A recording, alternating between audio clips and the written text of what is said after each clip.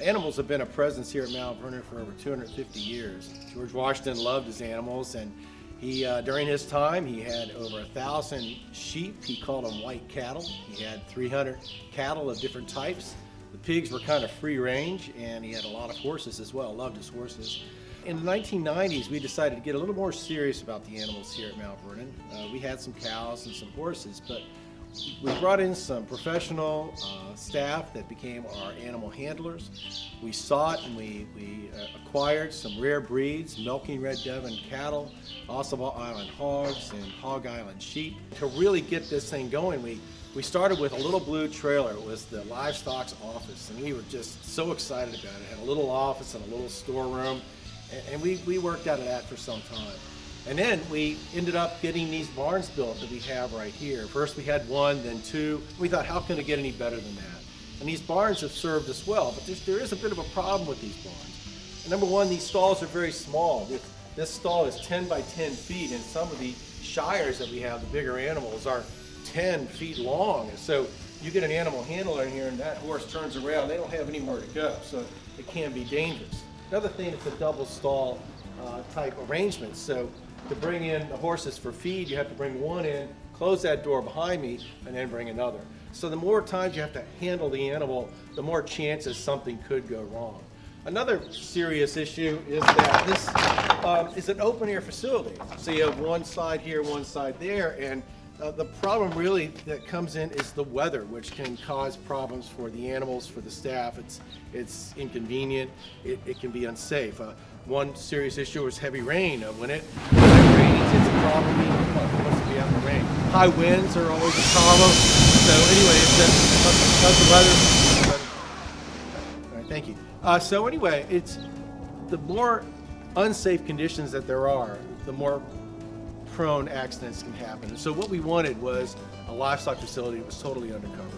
And thank goodness the Mount Vernon Ladies Association supported that, and through some incredibly generous donors, we have now a brand new barn being built, and I just want to show you, we're so excited about it. So follow me, let's go take a look. Well, here we are, Mount Vernon Estate's new livestock facility. It's going to be beautiful. Now it's under construction, but I want you to come in, see what we got, and introduce you to our livestock manager, Lisa Preja. Come on in.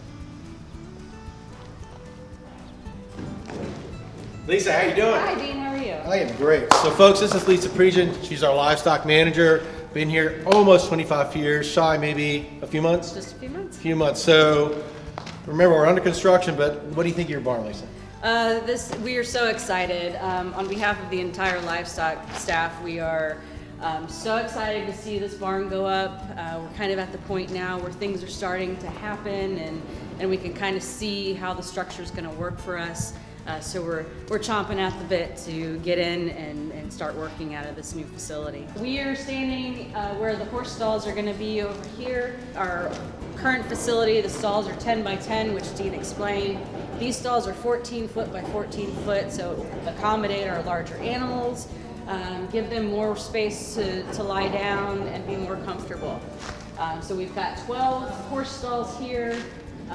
All will have their own personal fans, lights, so if we're here working late at night with the veterinarian, we're going to have adequate light, power, and ventilation. Because it's a U-shaped facility. So what do you got on each side? So this wing, we've got 5 open bays here. So 3 of them are going to be grooming bays for getting the horses prepped for interpretation. The last 2 bays are our wash stalls, so we have the ability to safely and warmly bathe all of our horses spring through fall. We'll have hot and cold water, and we'll have 2 heat lamps down here for the colder weather, and again, fans and lights everywhere, so plenty of natural light and plenty of ventilation for the animals. The other wing will take care of our livestock animals. We've got the cattle, the sheep, and the pigs. They will have 5 stalls dedicated just to them. They will each have runs going off the back, so any sick animals that we're taking care of in the infirmary can go outside and get some fresh air and some vitamin D. So you got the new barn, you got your stalls, you have your grooming area, you have a tack room, storeroom, feed room, break room, office, which, by the way, is bigger than mine. You know, right? So do you have everything you need to really make this place sing?